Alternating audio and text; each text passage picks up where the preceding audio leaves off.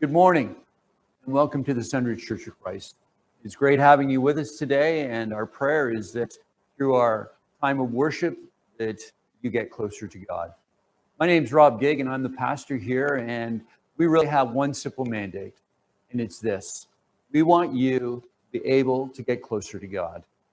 It's through the singing that we listen to, through the Lord's Supper, through the Word being opened. And really, that's what it's all about. Worship is about us being able to get closer to God. And so our prayer is that in our time together, whether you're here in the building, whether you're watching it from home, that you simply just are able to get closer to your Heavenly Father, to be able to see the promises that He has, to be able to see all the things that He wants to bless us with. And it's just amazing that we have this opportunity. It's not typical for us to be able to have to look through a TV, but that's what God's given us right now. So we ask and pray that through this time together, that you do get closer to your God. And we thank you again for being with us. We ask a blessing upon you.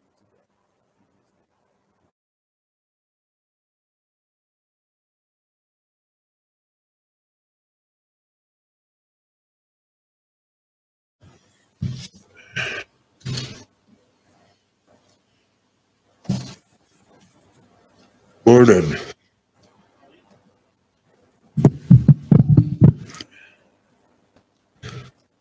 We've probably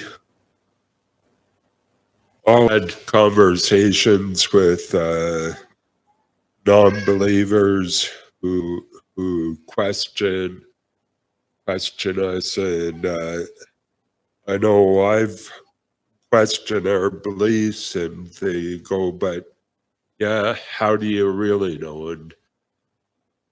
And most of the time just saying, well, I know because He lives in my heart, is not a good enough answer. So I did just a little bit of research, and I think that's why we have people. I think that's, well, and I know it's why God provided people like Josh McDowell, Lee Strobel, and William Lane Craig, who are evangelists, researchers. Lee Strobel won the Pulitzer Prize for writing. Very, very smart people, philosophers, theologians, and they have done some extremely thorough research. So, can we prove historically that Christ was a real person, that He was executed, buried, and rose from the dead? In a word, yes. And I'm just going very, very shallow into these issues. But I'm going to quote from Dr. Craig's website and go from there. According to him, both Jew and Christian would have known where the tomb of Joseph of Arimathea was located. This means that the disciples could never have proclaimed this resurrection in Jerusalem, His resurrection in Jerusalem, if the tomb had not been empty. A second fact that Dr. Craig uses is that in the days of Palestine, in the days of Jesus, to have a group of woman followers find his tomb empty on the Sunday following the crucifixion, the fact, excuse me, the fact that woman's testimony was discounted stands in favor of the woman's role in discovering the empty tomb. The historian of the time, Josephus, stated that a woman's word was too worthless to be admitted in Jewish court. And so the fact that it's recorded from 2,000 years ago in that kind of environment is a point in favor of the risen Christ. This, as I said, is just the very tip of the iceberg of historical proof of his resurrection. I have, and Dr. Craig goes way deeper into these points and others. His website is Reasonable Faith with William Lane Craig, and specifically the article, The Resurrection of Christ. Josh McDowell is another apologist, I guess, and his website is also excellent, and it's josh.org. That is, I only just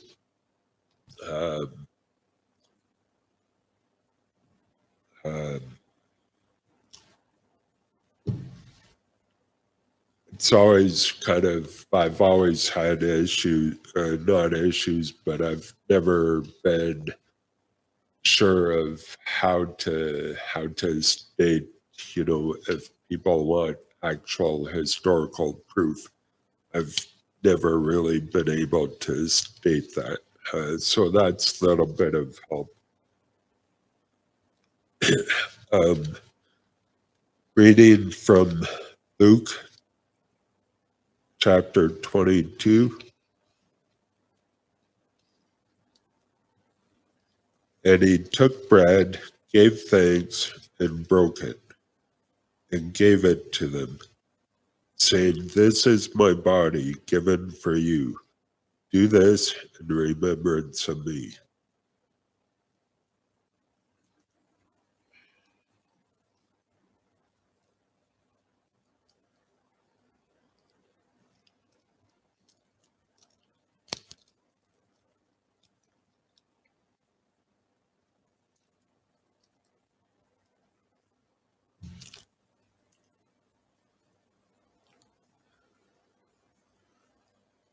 Father, thank you for sending your Son, and thank you for providing researchers from around the world who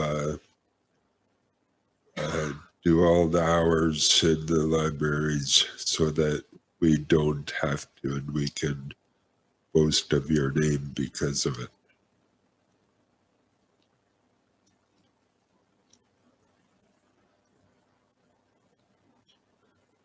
In the same way, after the supper, he took the cup, saying, "This cup is the new covenant in my blood, which is poured out for you.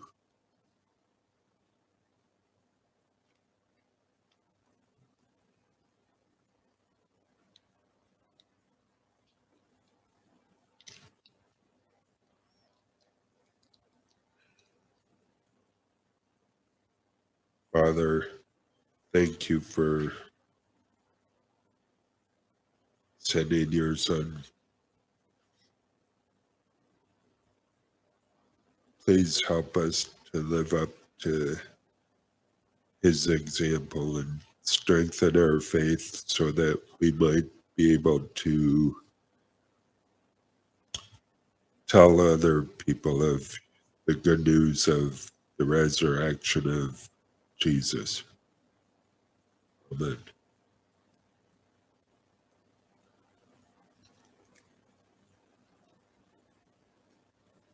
Hebrews 11. And what more shall I say? I don't have time to talk about Gideon or Barak, Samson or Jephthah. Well, that was the writer of that, but I do have time. So we're going to look at Samson today. I want you to turn your Bibles back to Judges, chapter 13. Now, Samson's an interesting character to preach on. If you've read the account of Samson, it's pretty colorful, to say the least. And I'll be honest with you, I don't know how the writer of Hebrews came to the conclusion or said, I don't have time to write about Samson. And at the end of it, I'll tell you what I possibly think he was getting at. I don't know for sure, but I'm going to tell you at the end, or maybe through the middle, I'm not sure yet, where this whole idea of let's share about Samson and his faith, because quite frankly, I don't see a lot of it in the writing. You're shaking your head, Billy. Did you have a hard time? I know that Gordon and Billy read ahead because they've got a question already about Samson, and it's going to be answered in the sermon today. But it was a hard one to look at. Like, Samson's not, from a preacher's viewpoint, it's very easy to preach about the faith of Joseph. Or someone like Daniel, like these characters are like, okay, yeah, we can see their commitment. We can see how they were just sold out for God. But Samson's not there. So let's go back to Judges chapter 13, and we're going to spend some time reading about this guy, Samson, and what he's like. I was at Kent and Judy's this week, and I said, we're going to preach about, or I'm going to be preaching on Samson this week. And Kent says, oh, and Delilah. So we normally think of Samson and Delilah, and that's near the end of his life, and it causes a big demise. But there's a whole bunch of other stuff before that really is sad. In chapter 13, and I shared this last week, that the Israelites, the book of Judges is, to be quite honest, a very depressing book, because over and over and over and over, the Israelites just completely forget about God, completely forget about who he was and being the creator, and how they had taken them through so many different situations. And here again in chapter 1, again, the Israelites did evil in the eyes of the Lord. So the Lord delivered them into the hands of the Philistines for 40 years. Just think of that. What have you done for the last 40 years of your life? That's a big stretch of time. Like 40 years ago, I wasn't married, no kids. I was kind of trying to figure out what I was going to do in my life. But 40 years is a long time ago. And here we've got a whole span. It just says like that, okay? And so the Lord gave the Israelites into the hands of the Philistines for 40 years. That's a generation plus. Wow. When we read over stuff like this, and it's just like, oh, yeah, okay. But put that in perspective. Now, the other good thing is that 40 years to God is nothing. And what we can see the demise of something happening and what can happen in 40 years should give us hope. Anyway, let's go back here. It says in verse 2, a certain man of Zorah named Manoah from the clan of the Danites had a wife who was childless, unable to give birth. The angel of the Lord appeared to her and said, you are barren and childless, but you're going to become pregnant and give birth to a son. Now see to it that you drink no wine or other fermented drink, and that you do not eat anything unclean. You will become pregnant and have a son whose head is never to be touched by a razor, because the boy is to be a Nazirite, dedicated to God from the womb. He will take the lead in delivering Israel from the hands of the Philistines. Then the woman went to her husband and told him, a man of God came to me, and he looked like an angel. He was very awesome. I didn't ask him where he came from. He didn't tell me his name, but he said to me, you will become pregnant and have a son. Now then, drink no wine or other fermented drink, and do not eat anything unclean, because the boy will be a Nazirite for God from the womb until the day of his death.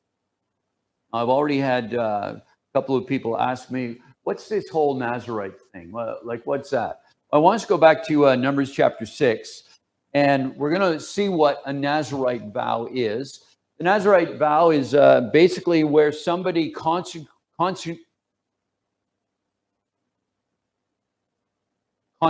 I was like, concentrate. No, it's not concentrate. Consecrates. Thank you. I'm a good preacher. I can't even talk. Where you consecrate, where you make a pledge.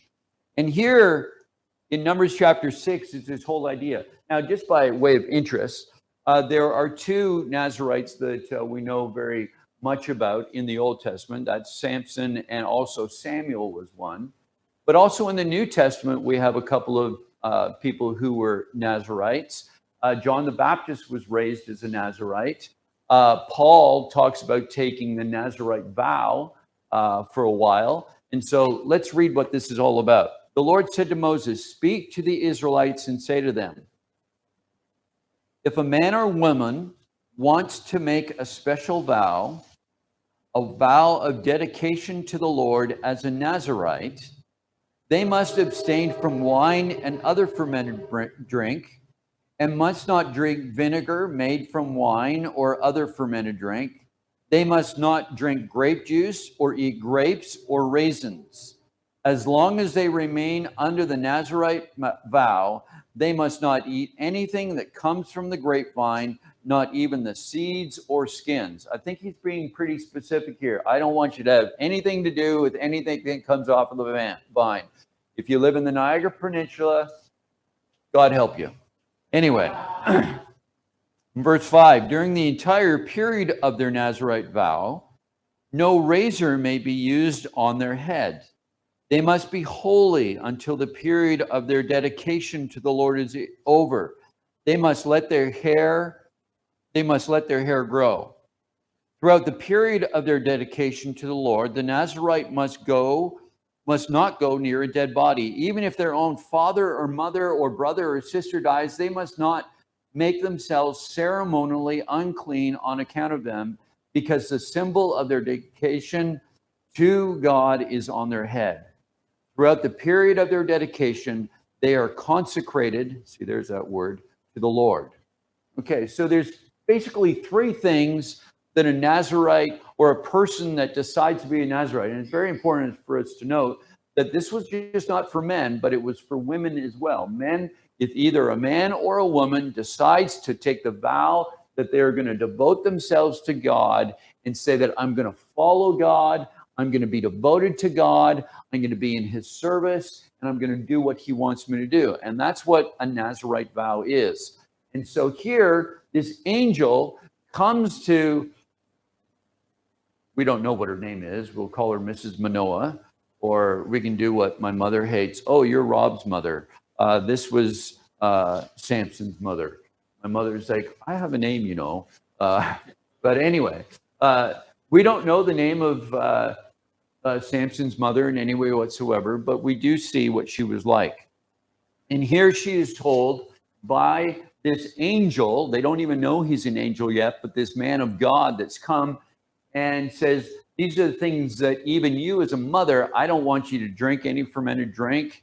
And that's really the only rule, but she did not want, the angel did not in any way whatsoever want any fermented drink, wine, beer, whatever it was, to be able to get into Samson's system.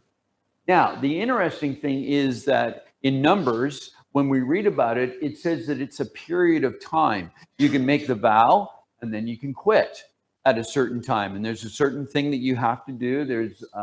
And it says at the end of that chapter in Numbers 6 of what you had to do in order to break that vow. So you could say that I'm going to give my service to God and it's going to be for a period of time. But it's very interesting here that it says about Samson, because the boy will be a Nazirite of God from the womb until the day of his death.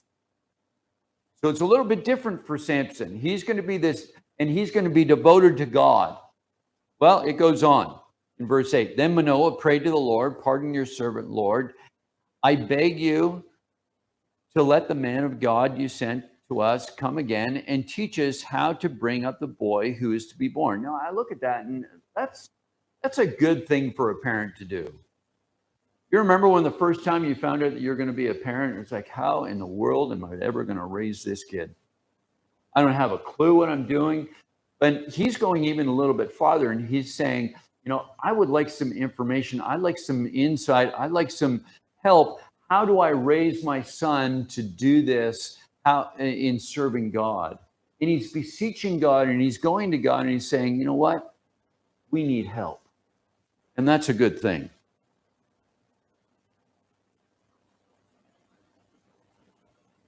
God hears his prayer, and in verse 9 it says, God heard Manoah, and the angel of God came again to the woman who, while she was out in the field, but her husband Manoah was not with her, and the woman hurried to tell her husband, here he is, the man who appeared to me the other day.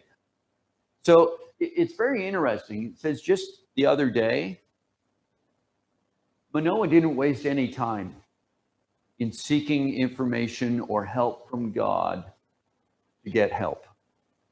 Like this is a pretty big thing. First of all, my wife's never been able to have a child before. She's barren. She can't have kids. Now we find out we have a kid. We're going to have a kid, and I really need help. But it says, she says, just the other day when we found out, he does it very quickly. I like that. Manoah got up and followed his wife in verse 11. When he came to the man, he said, are you the man who talked to my wife? I am, he said.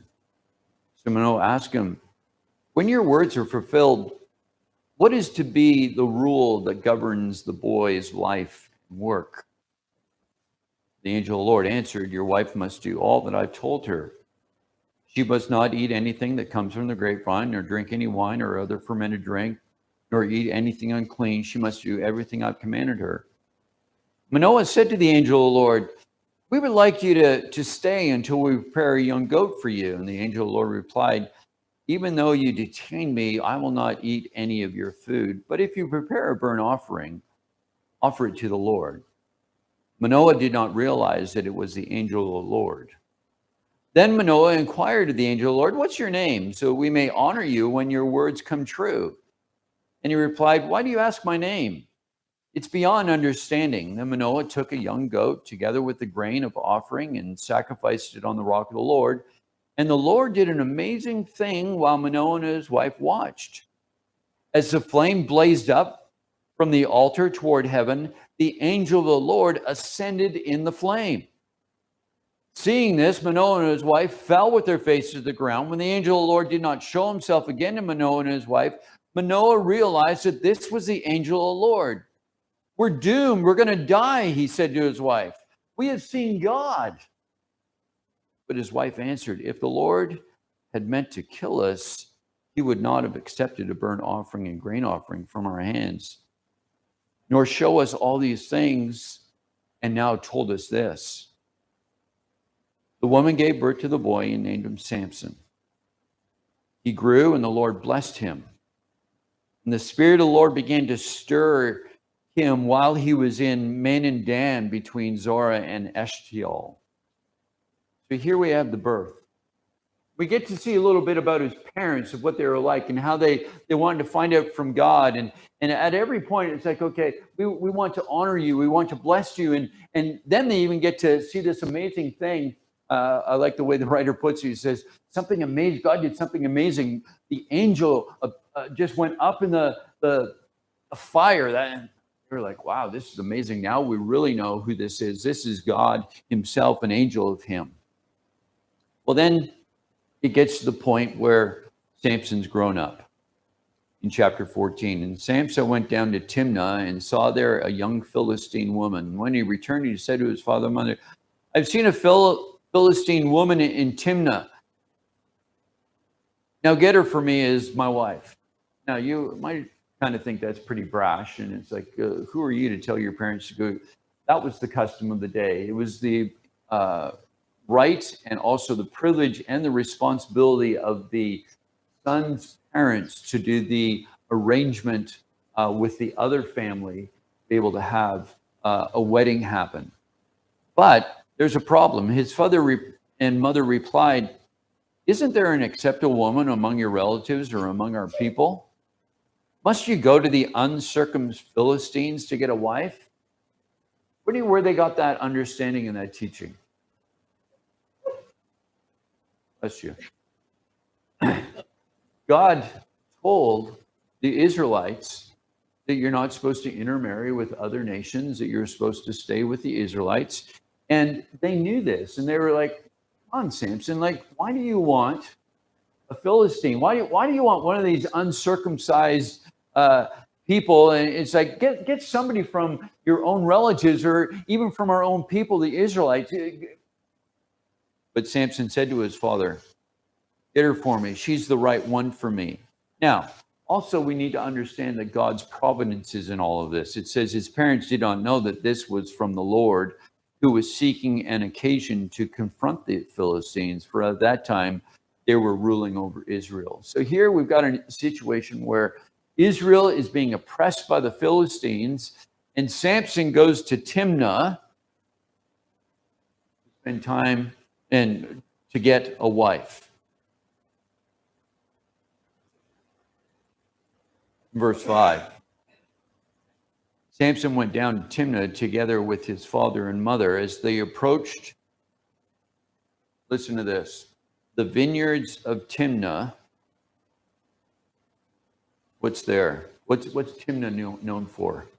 It's known for its vineyards, where there's grapes, where there's fermented drink, where there's interesting. Why is he going to a place where he's supposed to, as a Nazirite vow, his parents would have taught him three things. Simple three things. You're not allowed to have anything to do with a grape, son. You can't eat it, not even a raisin, not even a shriveled up grape. It says you're not to spend any time, or you're not allowed to touch any dead person at all in any way whatsoever. And don't ever cut your hair, because this is a vow that we've made for you to be a Nazirite in God's sight. We've dedicated you to him. And so we want you to live out that dedication. But here, as they're approaching the vineyards of Timnah, suddenly a young lion came roaring toward him. The Spirit of the Lord came powerfully upon him, so that he tore the lion apart with his bare hands, as he might have torn a young goat. But he told neither his father nor his mother what he had done. Then he went down and talked with the woman, and he liked her. It's very interesting. We're starting to see the character of Samson. He says, he goes down to Timnah. He sees this Philistine girl, and he goes to his parents. "I want you to get this lady." He hasn't even met her. He just has seen her. It's not until later on that they go back, and he meets her, and it's like, "Yeah, okay, I like her now." But he's just using his eyes. You see the shallowness of his character? That's why we have a hard time looking at, okay, why is he faithful? Verse 10, now his father went down to see the woman, and there Samson held a feast, as was customary for young men. And when the people saw him, they chose 30 men to be his companions. He says, "Let me tell you a riddle," Samson said to them. "If you can give me the answer within 7 days of the feast, I will give you 30 linen garments and 30 sets of clothes, if you can tell me the answer. You must give me 30. If you can't tell me the answer, you must give me 30 linen garments and 30 sets of clothes." "Well, tell us a riddle," he said. "Let's hear it," he replied. Now, we need to remember, this is a 7-day feast that happens before a wedding. And normally what happens in a wedding feast beforehand? A lot of partying, a lot of drinking. And here Samson do not have anything to do with a grape. Okay. We don't know whether he did, but I'm just saying he's the one holding the feast, and he's got all these friends and so on and so forth. And he says, "You know what? I'm going to do something. Let's play a game here. I want to give you a riddle, and if you can figure it out, I'll give you 30 sets of clothes and then 30 sets of linen. But if you can't, you need to give it to me." Okay, so here's the riddle. Out of the eater, something to eat. Out of the strong, something sweet. Now, what do you think the possibilities of figuring that out are? That is absolutely obscure to the max. And for 3 days, they could not give the answer. On the fourth day, they said to Samson's wife, coax your husband into explaining the riddle for us, or we will burn you and your father's household to death. Did you invite us here to steal our property? And then Salmon's wife threw himself on him, sobbing, you hate me. You really don't love me. You've given my people a riddle, but you haven't told me the answer. Oh, wah, wah, wah, wah. I haven't even explained it to my father or mother, replied, so why should I explain it to you? Now, it's important to understand that in the 7 days before the wedding is not consummated until the 7 days. So they're just going through the period of let's having a pre-bridal party and big engagement time together, but they have not consummated the marriage yet. So they're not married in the eyes of all the people. She cried the whole 7 days of the feast. So on the seventh day, he finally told her because she continued to press him. She in turn explained the riddle to the people. Before sunset on the seventh day, the men of the town said to him, what is sweeter than honey? What is stronger than a lion? Sam said to him, if you had not plowed with my heifer, you would not have solved this riddle. Now, basically what he says, you know what? My wife's a cow. If you said that today, you'd go to jail. Or you'd have a very, very quick divorce. But here he says, you know, if you weren't playing around and talking to my cow, you wouldn't have been able to solve the riddle. Then the Spirit of the Lord came powerfully upon him. He went down to Ashkelon, struck down 30 men of them, stripped them of everything, and gave their clothes to those who explained the riddle. Burning with anger, he returned to his father's home, and Samson's wife was given to one of his companions who was attending him at the feast. Okay, so what was the second thing that he wasn't supposed to do as a Nazirite? He's not supposed to drink, but he spent 7 days in this festive time of, I'm sure it was readily available, but what was the second thing that he wasn't supposed to do? Touch a dead person. Okay, how did he get the clothes off of these dead guys? So here's the second time that he's gone against the rules as a Nazirite that he was supposed to be. Well, let's go on. Later on, at the time of the wheat harvest, Samson took a young goat and went to visit his wife. He says, I'm going to my wife's room, but the father would not let him go in. I was so sure you hated her that I gave her to your companion. Isn't her younger sister more attractive? Why don't you take her instead? And Samson said to him, this time I have a right to get even with the Philistines. I will surely harm them. So he went out and caught 300 foxes. Listen to this. He gets 300 foxes. He ties their tails together in pairs. Then he fastens a torch to every pair of tails, lit the tails, and let the foxes loose in the standing grain of the Philistines. And he burned up the shocks and standing grain together with the vineyards and the olive groves. Wow. 300 pairs of foxes. It'd be hard enough just to get one fox and put a torch on its tail, but here he ties them together. How long would that take? And how would you ever be able to do 300 foxes and then light them all and then send them off? I think he was ticked off. He is extremely upset with the Philistines. Verse 6, when the Philistines asked who did this, they were told, Samson, the Timnite son-in-law, because his wife was given to his companion. So the Philistines went up and burned her and her father to death. They did to her exactly what they said they were going to do if they didn't tell him what was going to happen with the riddle. So she was kind of marked. But here she gets burned, her father, everything. Samson said to them, since you have acted like this, I swear that I won't stop until I get my revenge on you. He attacked them viciously and slaughtered many of them. Then he went down and stayed in the cave in the rock of Etam. And the Philistines went up and camped in Judah, spreading out near Lehi. And the people of Judah asked, why have you come to fight us? We have come to take Samson prisoner, they answered. to do to him as he did to us. Now look at this. Then 3,000 men from Judah, this is his relatives. 3,000 of his relatives. He's from the tribe of Dan. These guys are from the tribe of Judah. And it says 3,000 went down to the cave in the rock of Etam and said to Samson, "Don't you realize that the Philistines are rulers over us? What have you done to us?" He answered, I merely did to them what they did to me. They said to him, "We have come to tie you up and hand you over to the Philistines."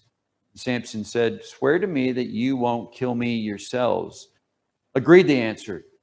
"We will only tie you up and hand you over to them. We will not kill you." So they bound him up with 2 new ropes and led him up from the rock. And as he approached Lehi, the Philistines came toward him, shouting. The Spirit of the Lord came powerfully upon him.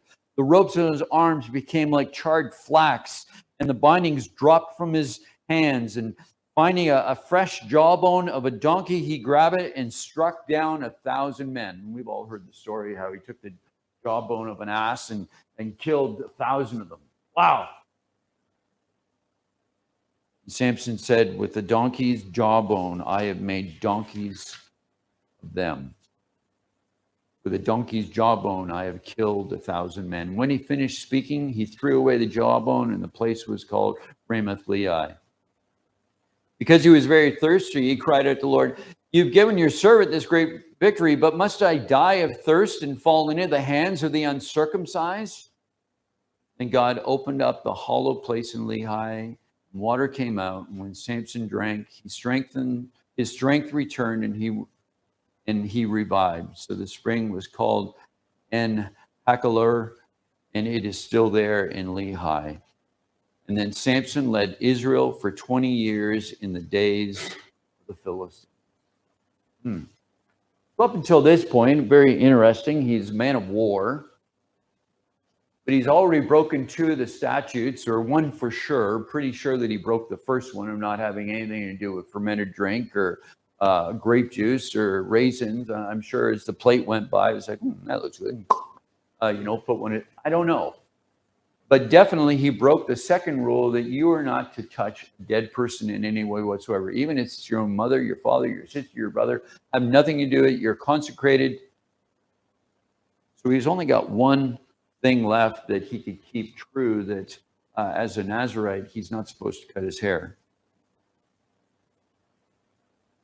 It gets even more colorful.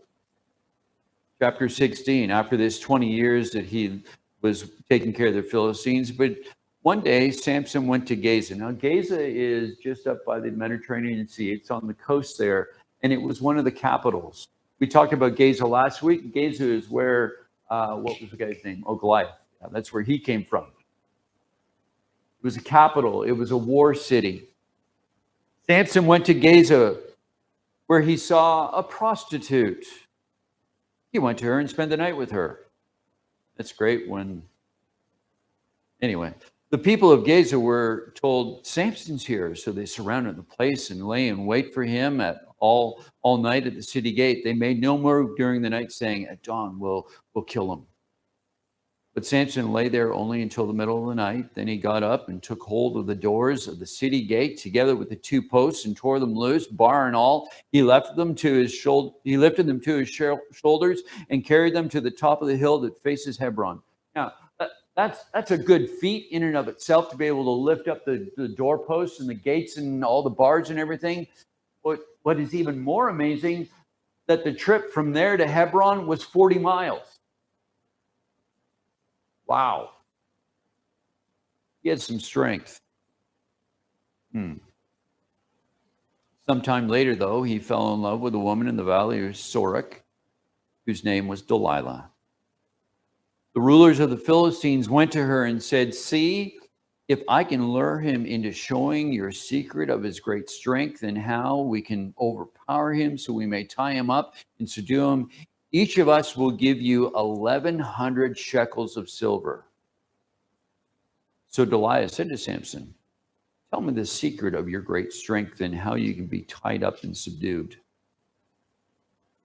Samson answered her, "If anyone ties me with 7 fresh bowstrings that have not been dried, I'll become as weak as any other man." Then the rulers of the Philistines brought her 7 fresh bowstrings that had not been dried, and she tied him with them. With men hiding in the room, she called to him, "Samson, the Philistines are upon you." But he snapped the bowstrings as easily as a piece of string snaps when it's become close to a flame. So the secret of strength was not discovered. Now, I would kind of think that Samson would kind of clue in, you know what, I think Delilah's trying to trick me. Well, let's go on and see what happens. Then Delilah said to Samson, "You have made a fool of me, and you lied to me. Come now, tell me how you can be tied." He said, "If anyone ties me securely with nail ropes that have never been used, I'll become as weak as any other man." So Delilah took the ropes and tied him with them, and then with men hidden in the room, she called him, "Samson, the Philistines are upon you." But he snapped the ropes off his arms as they were threads.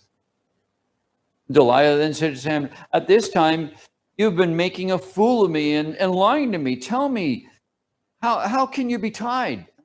I don't get Samson. I really don't. He replied, "If you weave the 7 braids of my hair into the fabric of the loom and tighten it with a pin, I'll become as weak as any other man." So while he was sleeping, she gets her loom out and she starts weaving these 7 braids into the fabric, and she's making this nice tapestry piece. And again, she says to him, "Samson, the Philistines are upon you." And he woke up from his sleep and pulled up the pin and the loom with the fabric. And then she said to him, "How can you say you love me when you won't confide in me? This is the 3rd time you've made a fool of me and haven't told me the secret of your great success." I'm wondering if she's the fool or he is. With such nagging, she prodded him day after day until he was sick to death of it. What's the proverb? It's better to sit on the corner of a roof than to live in a house with a nagging wife. That's an actual proverb. So, in the book here. Anyway, he was sick to death of listening to this lady over and over and over. It's like, "Please tell me you lied to me if you really loved me." It's like, "Samson, have you got any brains whatsoever?" So he told her everything. "No razor has ever been used on my head," he said, "because I have been a Nazarite, dedicated to God from my mother's womb.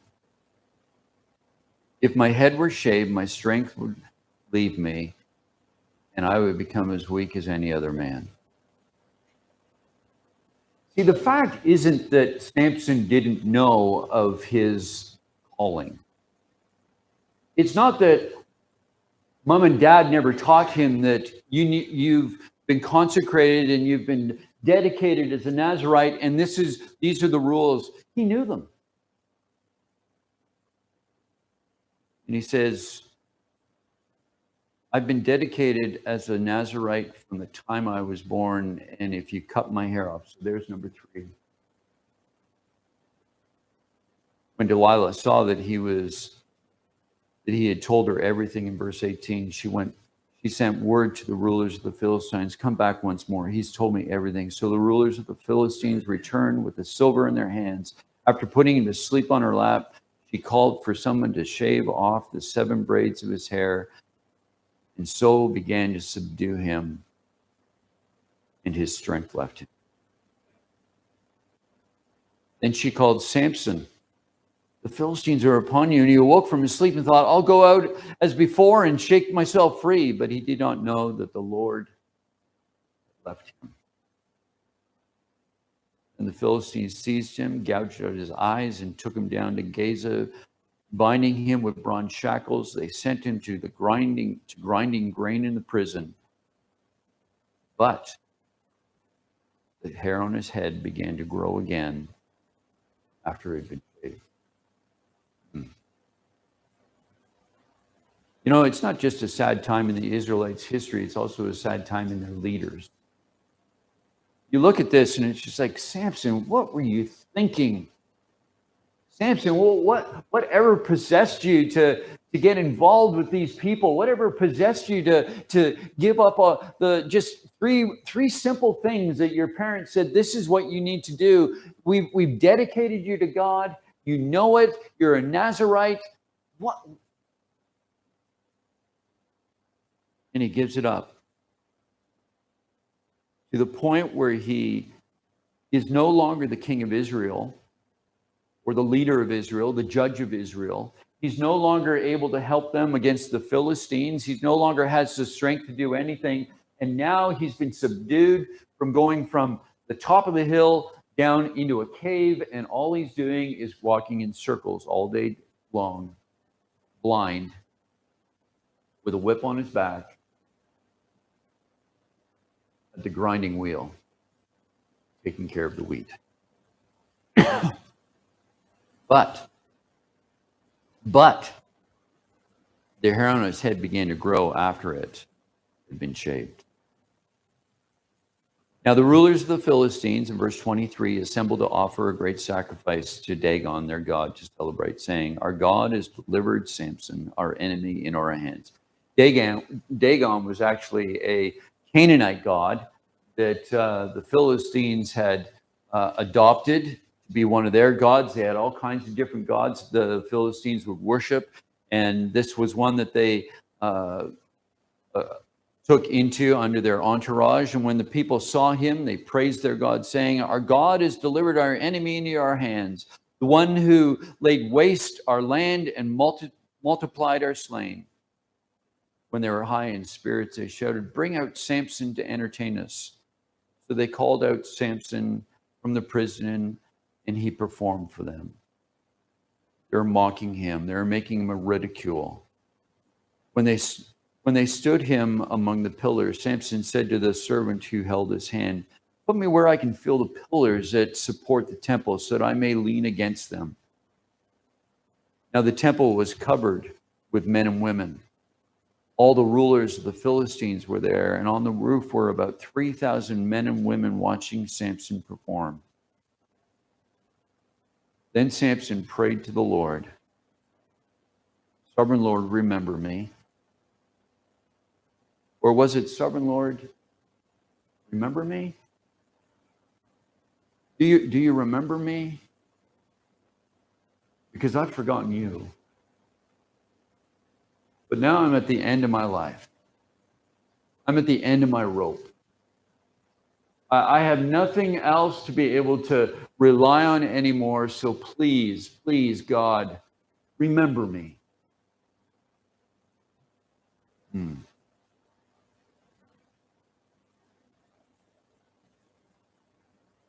Please, God,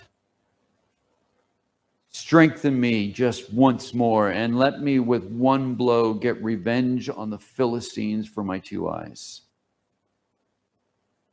Then Samson reached toward the 2 center pillars on which the temple stood, bracing himself against them, his right hand on the one and his left on the other. Samson said, let me die with the Philistines." And he pushed with all his might. Down came the temple on the rulers and all the people in it. Thus he killed many more when he died than when he lived. And then his brothers and his father's whole family went down to get him. They brought him back and buried him between Zorah and Ashkelon in the tomb of Manoah, his father. He had led Israel 20 years. And what do you say about a life like that? What do you say about, I don't have time to tell you about Samson and the great faith. I don't know whether it was about Samson or that whole story that was the faithful part. I kind of think, and I might be wrong in this, but I kind of think that if the writer of Hebrews was going to tell about the story of Samson, he'd say, you know what, Samson was a great guy, but his parents, Manoah and his mom, they were great people. They were faithful to me. They were faithful in their promise of raising up their son. They were faithful in even trying to figure out that, okay, we don't know what we're doing here, Lord. We need help. I think that's where the faith is in this story. Now, in the end, did he come to his senses? Yeah, he says, remember me, please, God. But even in that, it was just like, I want to get revenge for the, because they took my eyes out. It was always that Samson was looking for revenge.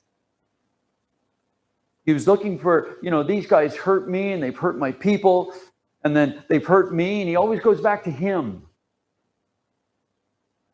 And he does cry out to God. But my question is, or my observation is, where did Samson learn that? His parents invested in him and gave him an understanding of who God was, even to the point where he finally spills the beans with his wife Delilah. He says, I'm a Nazirite. I was committed to God to follow him. It was something that my parents did for me when I was born, and it's going to go on till the day that I die. He violates the rules that he had. But his parents faithfully gave him direction. Here's the thing. We live in a time where we look at our church and we're like, where are our kids? Where are our kids with their faith? I've got 2 boys that I pray for. If they were listening today, I would say, please remember the things that I instilled in you when you were a little kid. Please remember this, all the times that we went to church, and all the times that we read Bibles together, and all the times that we prayed together, and all the times that we sang together, and all the camps that you went to, and all the different opportunities that you had to remember God. I pray that you will remember God. My hope and my faith is that 40 years is a long time from now. It hasn't been 40 years since my boys decided to not walk with God. But I have to rely on the seeds that were sown, and we need to rely on those seeds. And some of us are like, why don't my kids want to have anything to do with God? It might take 40 years. It might take 50 years, but if we are faithful in our resolve, if we can repent where we need to repent and take responsibility for where we messed up in not helping our kids be where they are today, it will help them become faithful people. And at the end, hopefully, they cry out to God, please, God, I need your help. I believe that was instituted because of what Mr. Manoah and Mrs. Manoah instilled in their son. And that's the story of faith that we can learn from.